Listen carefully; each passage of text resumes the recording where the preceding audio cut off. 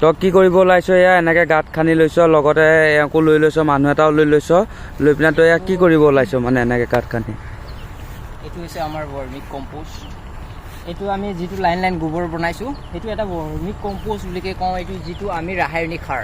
আমি ইয়াত কেঁচু উৎপাদন কৰোঁ কেঁচু উৎপাদন কৰি আমি যিটো খেতিত আজি আপোনালোকে গমে পায় যে কেঁচুটো আমাৰ বহুত আমাৰ খেতিৰ বাবে প্ৰয়োজনীয় কাৰণ এইটো যিটো গোবৰেৰে এই লাইন লাইন দেখিছেনে এইটো হৈছে এটা ভাৰ্মি কম্পোষ্ট বুলিকে কয় ইয়াক যিটো আমি ইয়াতে পাত চাত দি আমি কি সুন্দৰ কৰি ইয়াতে পাত চাত ঢাকি পানী 3 দিনৰ মূৰে মূৰে আমি ঢালি দিয়াৰ পিছতে আৰু ইয়াতে পূৰা একদম কেঁচু হ'ব কেঁচু হৈ যায় কেঁচুৱে যিটো হাগিব হাগিকে যিটো কেঁচুৱে গুলি গুলি কৰি যিটো গোবৰটোৰ ঘুৰা কৰি পেলাব সেই ঘুৰা কৰি পাইছে আমি জৈৱিক সাৰক আমি মানে মুঠতে আমি জৈৱিক সাৰৰ দৰে আমি বনাই আছোঁ এইটো যে ভাৰ্মি কম্পোষ্ট বুলি কয় সেইটো আমি জৈৱিক সাৰ যিটো এইটো আমি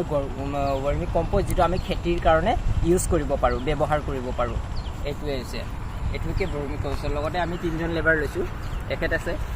আৰু এজন আহিব হৈছে অকণমান নেকি অকণমান তাৰ অকণমান হাত বেছি পেটটো অলপ চলাচল যায় সেইটো কাৰণে অকণমান ৱাশ্ৰুমত গৈছে এইটো আমি ইয়াত 1 2 3টা আপোনালোকে দেখিছে যে 1 2 3টা লাইন বনাইছোঁ আকৌ ইয়াতে এনেকুৱা 4 5টা কৰি আমি ইয়াত এক্সট্ৰাকৈ ঠেলা গোবৰ এতিয়া ট্ৰেক্টৰ গাড়ী মই অৰ্ডাৰ দিছোঁ এক ঠেলা ইয়াত পেলাই দিব এইখিনি জেগাত পেলাই দিব এইখিনিতে আমি 3টা লাইন বনাম 3-4টামান লাইন বনিকে তাৰ ওপৰত বস্তা জাপি দি আমি এইটো কৰি আছোঁ ইয়াৰ নাম প্লেন কৰি আছোঁ আপোনালোকেও যদি ঘৰত তৈয়াৰ কৰিব খুজিছে আপোনালোকে আপুনি জৈৱিক সাৰ ব্যৱহাৰ কৰে হয়নে খেতিত আপুনি বজাৰৰ পৰা কিনা সাৰটো কিনে আৰু আপোনাৰ কি ইউৰিয়া পটাছ আপুনি এইবিলাক ঢেৰ কৈছে সেইবিলাক আমাৰ কেঁচু মৰি যায় সেইটো কাৰণে আমাৰ জৈৱিক সাৰটো যিটো আপোনাৰ খেতিত প্ৰদান কৰিব তো সেই খেতিত কৰি থকা প্ৰদানটোৱে আপোনাৰ এই খেতিটো পূৰা গ্ৰ'থ কৰি তুলিব আৰু সেইবিলাক কেঁচুটো মৰি যায় যিটো আপোনাৰ